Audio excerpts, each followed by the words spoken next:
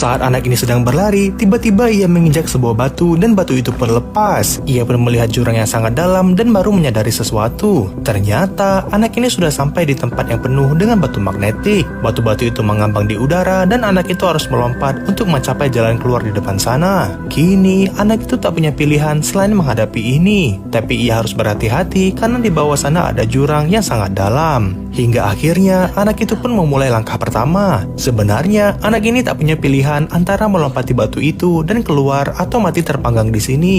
Oleh karena itulah ia memberanikan diri, bahkan batu yang dipijaknya pun sangat rapuh. Namun ia tak boleh menyerah dan mulai melompat lagi. Tapi sayang, batu yang ia pijak itu ternyata bergerak dan menabrak 3 batu di depannya. Kini ia tak memiliki pijakan lagi dan terjebak di tengah-tengah. Selesai sudah. Bahkan burung ini pun geleng-geleng melihat kegagalan anak laki-laki itu.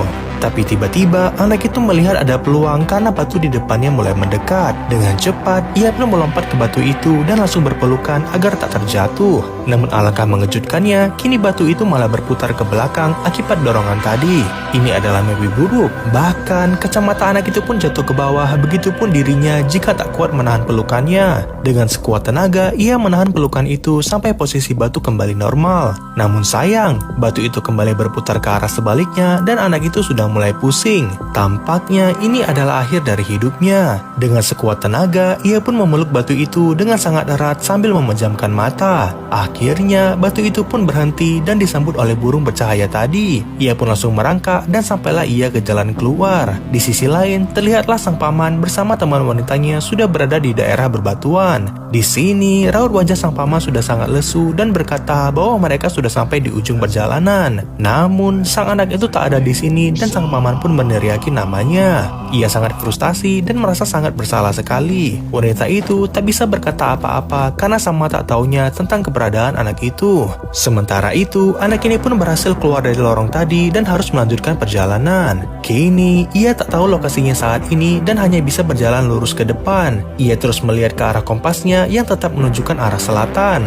Namun tiba-tiba saat ia melihat ke belakang, alangkah terkejutnya ia ketika melihat tengkorak kepala hewan yang sangat besar sekali. Tampaknya ini adalah pertanda buruk dan anak itu harus cepat pergi dari sini. Benar saja, ia pun mendengar suara gemuruh yang bergerak ke arahnya. Ia pun berlari secepat mungkin dan bersembunyi di balik batu besar. Tampaknya ada sesuatu yang besar di sini yang datang ke arah anak ini. Suara itu semakin dekat dan anak ini tak bisa apa-apa. Di sisi lain, sang paman pun tak punya pilihan selain kembali ke belakang. Tapi wanita itu menghentikannya dan berkata bahwa pria itu sudah gila. Namun pria itu gigih dan ingin menjemput keponakannya karena ini semua kesalahannya sudah Saat anak ini sedang berlari, tiba-tiba ia menginjak sebuah batu dan batu itu pun lepas. Ia pun melihat jurang yang sangat dalam dan baru menyadari sesuatu. Ternyata anak ini sudah sampai di tempat yang penuh dengan batu magnetik. Batu-batu itu mengambang di udara dan anak itu harus melompat untuk mencapai jalan keluar di depan sana. Kini anak itu tak punya pilihan selain menghadapi ini. Tapi ia harus berhati-hati karena di bawah sana ada jurang yang sangat dalam. Hingga akhirnya anak itu pun memulai langkah pertama. Sebenarnya anak ini tak punya pilihan antara melompati batu itu dan keluar atau mati terpanggang di sini. Oleh karena itulah ia memberanikan diri, bahkan batu yang dipijaknya pun sangat rapuh. Namun ia tak boleh menyerah dan mulai melompat lagi.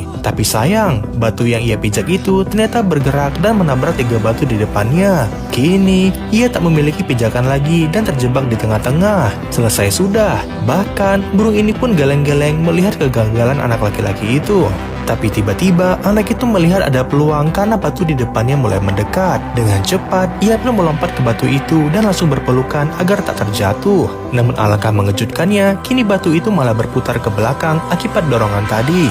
Ini adalah mimpi buruk. Bahkan kacamata anak itu pun jatuh ke bawah, begitupun dirinya jika tak kuat menahan pelukannya. Dengan sekuat tenaga ia menahan pelukan itu sampai posisi batu kembali normal. Namun sayang, batu itu kembali berputar ke arah sebaliknya dan anak itu sudah mulai pusing. Tampaknya ini adalah akhir dari hidupnya. Dengan sekuat tenaga, ia pun memeluk batu itu dengan sangat erat sambil memejamkan mata. Akhirnya, batu itu pun berhenti dan disambut oleh burung bercahaya tadi. Ia pun langsung merangkak dan sampailah ia ke jalan keluar. Di sisi lain, terlihatlah sang paman bersama teman wanitanya sudah berada di daerah berbatuan. Di sini, raut wajah sang paman sudah sangat lesu dan berkata bahwa mereka sudah sampai di ujung perjalanan. Namun, sang anak itu tak ada di sini dan sang paman pun meneriaki namanya. Ia sangat frustasi dan merasa sangat bersalah sekali. Wanita itu tak bisa berkata apa-apa karena sama tak taunya tentang keberadaan anak itu. Sementara itu, anak ini pun berhasil keluar dari lorong tadi dan harus melanjutkan perjalanan. Kini, ia tak tahu lokasinya saat ini dan hanya bisa berjalan lurus ke depan. Ia terus melihat ke arah kompasnya yang tetap menunjukkan arah selatan. Namun tiba-tiba saat ia melihat ke belakang, alangkah terkejutnya ia ketika melihat tengkorak kepala hewan yang sangat besar sekali. Tampaknya ini adalah pertanda buruk dan anak itu harus cepat pergi dari sini.